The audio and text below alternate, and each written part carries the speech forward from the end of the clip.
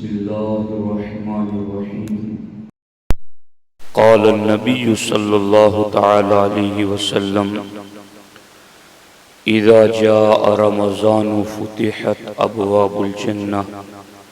وغلقت أبواب النار وسلسلة الشياطين.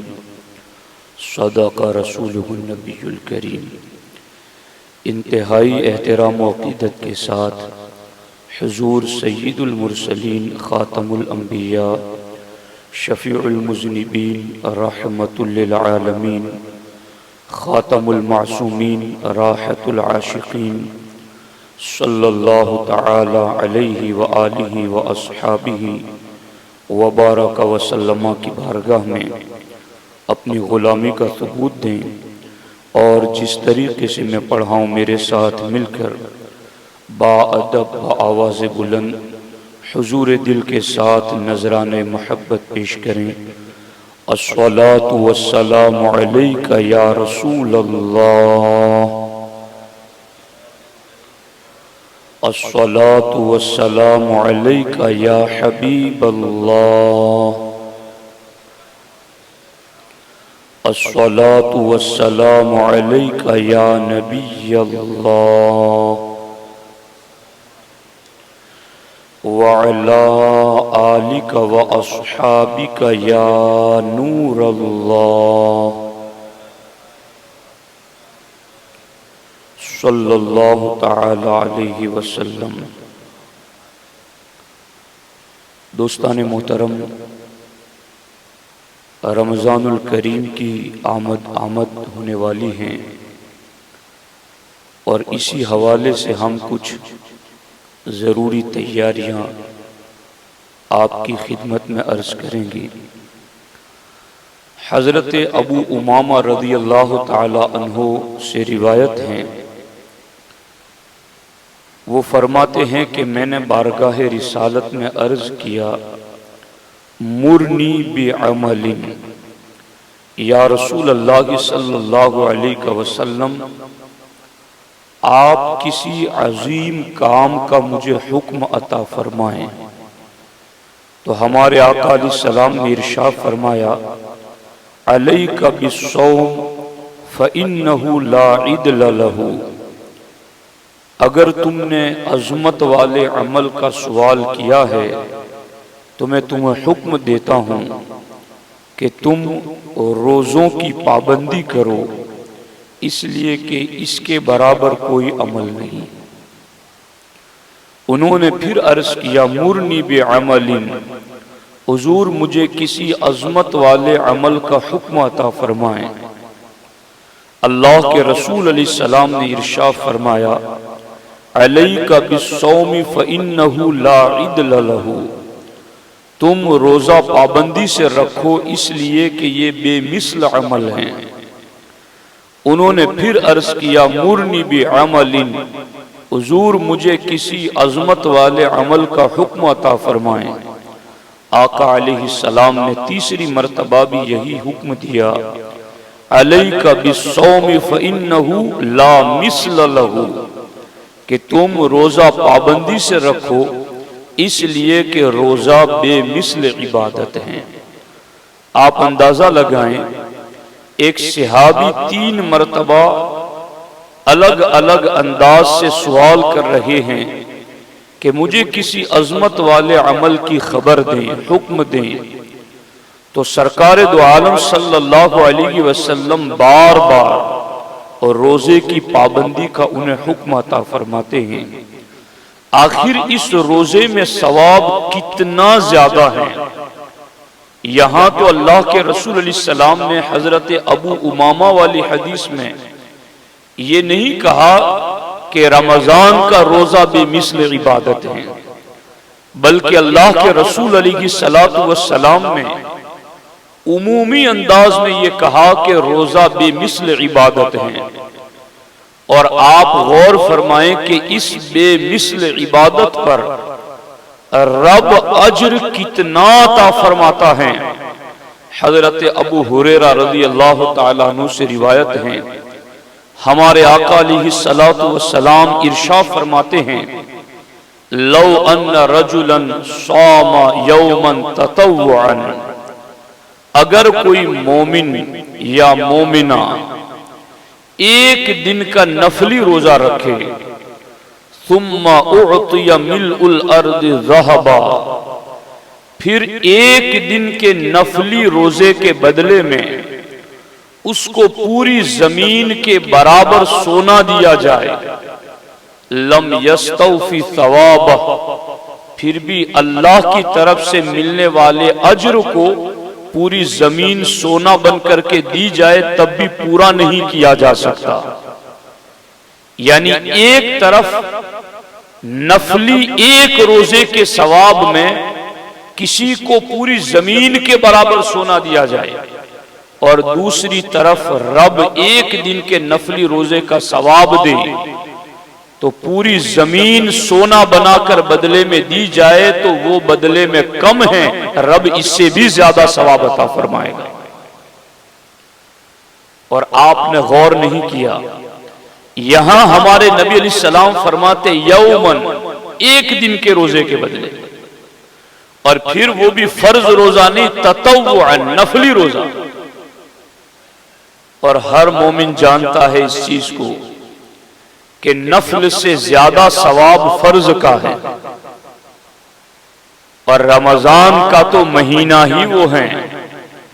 کہ جس کے بارے میں ہمارے نبی علیہ السلام فرماتے ہیں من تقرب فیہ بخصلۃ من الخیر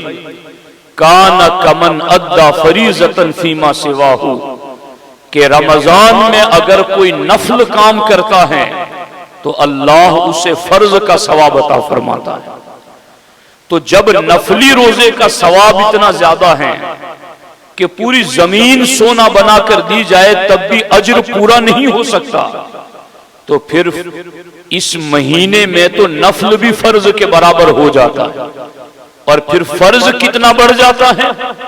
وَمَنْ أَدَّى فَرِيضَةً فِيهِ كَانَ كَمَنْ أَدَّى 70 فَرِيضَةً فِيمَا سِوَاهُ، کہ جو رمضان میں ایک فرض ادا کرتا ہے اللہ اس کو 70 یعنی 70 فرضوں کا ثواب عطا فرماتا ہے۔ تو ایک تو روزے کو سرکار فرماتے ہیں 3 مرتبہ لا عدل لہو، لا عدل لہو، لا مثل لہو، یہ بے مثل و بے مثال عبادت ہیں، اور یہ روزہ اگر نفلی ایک دن کا کوئی رکھے تو زمین بھر سونا اس کا بدلہ نہیں بن سکتی ہیں۔ اگر وہ روزہ مومن رمضان میں رکھے، فرض روزہ رکھے، تو جب نفل فرض کے برابر ہو جاتا ہے، فرض 70 گنا زیادہ بڑھ جاتا ہے، اگر اس رمضان میں مومن روزہ رکھے گا تو اللہ اس کو کس قدر زیادہ اجر و ثواب عطا فرمائے گا۔ اب یہاں ایک لفظ کی طرف میری توجہ گئی، اور میں نے وہی لفظ قرآن میں بھی دیکھا تو مجھے حیرت انگیز طور پر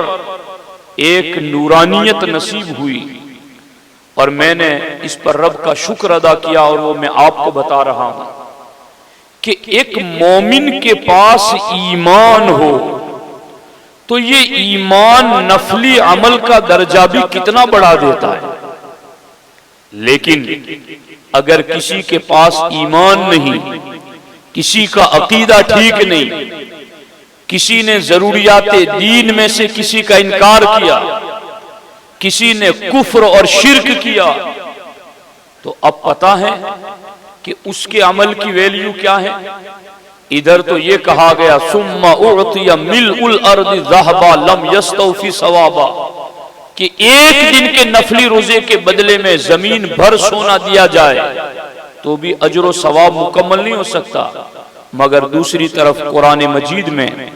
اللہ رب العزت ارشاد فرماتا ہے ان الذین کفروا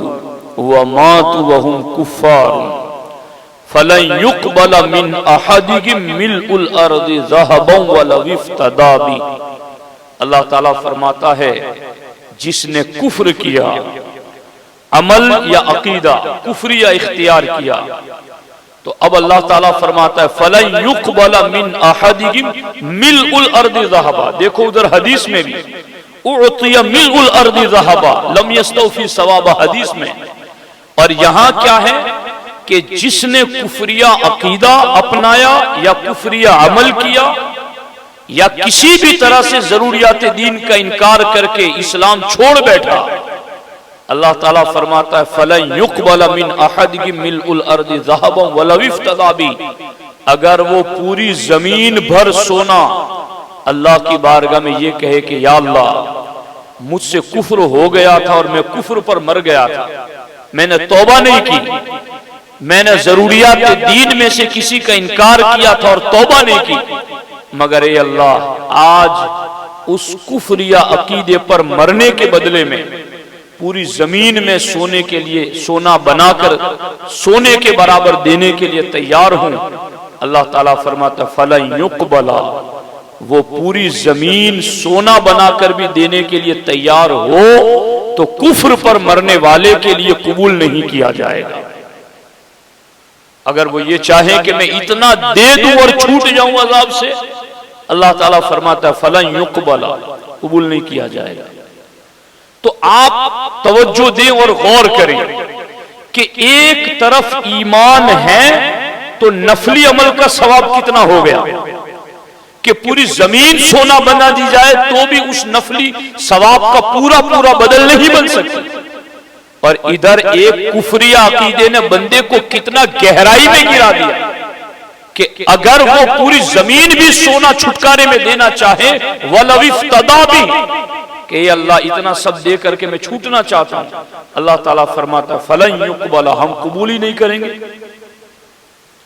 تو ایمان والو، اللہ نے ایمان دیا ہے تو اس کا شکر ادا کرو اور اس ایمان کی حفاظت کی فکر کرو۔ ایک دن آئے گا کہ جب موت حلق میں آ جائے گی، سب کچھ غیب نظر آنے لگے گا، اس وقت ہر کوئی کہنے لگے گا رب ارجعونی لعلی اعمل صالحا فیما ترکت، اے اللہ تھوڑی مہلت دے دے، میں نیکی کر لوں، میں نیکی کر لوں، میں نیکی کر لوں۔ اللہ تعالیٰ فرمائے گا کلا، ہرگز نہیں۔ اس لیے اہل ایمان آپ سے تقاضا ہے کہ ایمان ہے تو پھر عمل کے لیے آگے بڑھو، فاستبقوا الخیرات، نیکیوں میں آگے بڑھ جاؤ۔ اب جب نفلی روزے کا ثواب اتنا زیادہ ہے تو فرض تو 70 گنا زیادہ اس مہینے میں بڑھا دیا جاتا ہے، مگر روزے کے جتنے بھی فوائد ہیں، ثمرات ہیں، روزے کے جتنے بھی اجر و ثواب ہیں، اس کے حصول کے لیے ہمارے لیے پابندی لگائی گئی کہ ہم کس طرح سے اس کا کامل فائدہ اٹھا سکتے ہیں۔ ہمارے آقا حضور سید المرسلین صلی اللہ علیہ وآلہ وسلم ارشاد فرماتے ہیں من صام رمضان وعرف حدودہ وتحفظ مما ينبغي له ما يتحفظ کفر ما قبلہ۔ اللہ کے رسول علیہ السلام فرماتے ہیں من صام رمضان، جس نے رمضان کا روزہ رکھا، اب آگے کیا ڈیوٹی ہے، وعرف حدودہ، اور رمضان کے روزوں کے حدود جانے، قوانین اصول جانے، اس کے آداب جانے، روزوں کے حوالے سے ٹوٹنے مکروہ ہونے سے روزے کو بچایا اس نے، یہ حدود اور قوانین روزے کے جانے، وَتَحَفَّظَ لَهُ فَتَحَفَّظَ مِمَّا يَنبَغِي لَهُ أَن يُتَحَفَّظَ، اور پھر صرف روزے کا علم ہی نہیں حاصل کیا بلکہ علم حاصل کر کے اس کے مطابق روزہ رکھا۔ ہمارے آقا فرماتے کفر ما قبلہ، تو یہ روزہ اس کے پہلے کے سارے گناہوں کا کفارہ بن جائے گا۔ اس لیے ساتھیوں روزہ بھی رکھنا ہے، ایمان کے ساتھ روزہ رکھنا ہے، اور پھر اس روزے کے حقوق کا لحاظ بھی رکھنا ہے۔ اگر کوئی شخص اس کا لحاظ نہ رکھے تو ہمارے آقا علیہ السلام فرماتے ہیں من حرمہا فقد حرم الخیر کلہ ولا یحرم خیرہا الا محروم۔ اللہ کے رسول علیہ السلام فرماتے ہیں جو اس رمضان کے فیض سے محروم رہا فقد حرم الخیر کلہ، وہ ہر خیر سے محروم رہ گیا. ولا یحرم خیرہا الا محروم، اور رمضان کی بھلائیوں سے محروم ہونا ہی سب سے بڑی ندامت کی بات ہے. بندے کے لیے سب سے بڑے افسوس اور خسارے کی بات ہے. اس لیے ساتھیوں، رمضان جلوگر ہونے والا ہے تو اس کا علم حاصل کرو. اب اس سلسلے میں صرف 2 حدیث عرض کر کے اپنی گفتگو کو اختتام کی طرف لے جاؤں. ہمارے آقا حضور سید المرسلین صلی اللہ علیہ وآلہ وسلم ارشاد فرماتے ہیں من لم یدع قول الزور، یعنی یہ جو کہا گیا نا کہ حدود جانے اور روزے کے آداب جانے، پھر آداب بجا لائے تو وہ آداب کیا ہیں؟ من لم یدع قول الزور والعمل به فلیس للہ حاجت فی ان یدع طعامہ وشرابہ. اللہ کے رسول علیہ السلام ارشاد فرماتے ہیں جو شخص جھوٹ بولنا اور جھوٹ پر عمل کرنا نہیں چھوڑتا، اللہ کو کوئی ضرورت نہیں کہ وہ کھانے پینے کو چھوڑ دے. یعنی اللہ کا حکم صرف کھانا پینا چھوڑوانا نہیں ہے، بلکہ کھانا پینا چھوڑوانے کے ساتھ ساتھ ہر بدی سے بچانا، تاکہ لعلکم تتقون کا کامل ظہور ہو جائے. تو روزہ رکھنا ہے، اور روزے کے آداب میں سے یہ ہیں کہ زبان سے کوئی غلط جملہ نہیں بولنا، جھوٹ نہیں، غیبت نہیں، چغل خوری نہیں، فحش کلام نہیں، بے حیائی لایانی کلام نہیں، اور جھوٹ پر عمل نہیں. جھوٹ پر عمل کی جتنی بھی باتیں آتی ہیں وہ بھی نہیں کرنی. اور آگے ہمارے آقا علیہ الصلوۃ والسلام ارشاد فرماتے ہیں کبھی کبھی ایسا ہوتا ہے کہ بندہ اپنی زبان کو تو سنبھال کر بیٹھتا ہے، مگر سامنے سے کوئی گالی دیتا ہوا آیا، سامنے سے کوئی بدگوئی بد کلامی کرتا ہوا آیا، تو ہمارے آقا علیہ السلام ارشاد فرماتے ہیں اذا کان یوم صوم احدکم فلا یرفث ولا یسخب. اللہ کے رسول صلی اللہ علیہ وسلم اور دوسری جگہ فرمایا فلا یرفث ولا یجہل، کہ اگر تم میں سے کوئی شخص روزہ دار ہیں تو وہ نہ جھگڑا کرے، نہ شور و گل اور لایانی کلام کرے، اور جہالت والا کوئی کام نہ کرے. یعنی زبان سے بھی کوئی بیکار بات نہ بولے. اس کے اندر فلا یرفث میں زبان سے ہونے والی ہر برائی سے بچنے کا حکم دے دیا گیا کہ زبان سے کوئی غلط جملہ نہ نکالے، جھوٹ غیبت چغل خوری کچھ نہیں. ولا یجہل، اور جاہلیت والا کوئی کام نہ کرے. اس میں ہر گناہ سے رکنے کا حکم آ گیا. اب روزہ دار کو یہ روزے کے آداب بتائے جا رہے ہیں کہ روزہ یوں رکھنا ہے. اب آگے کہا گیا فَإِن صَابَّهُ أَحَدٌ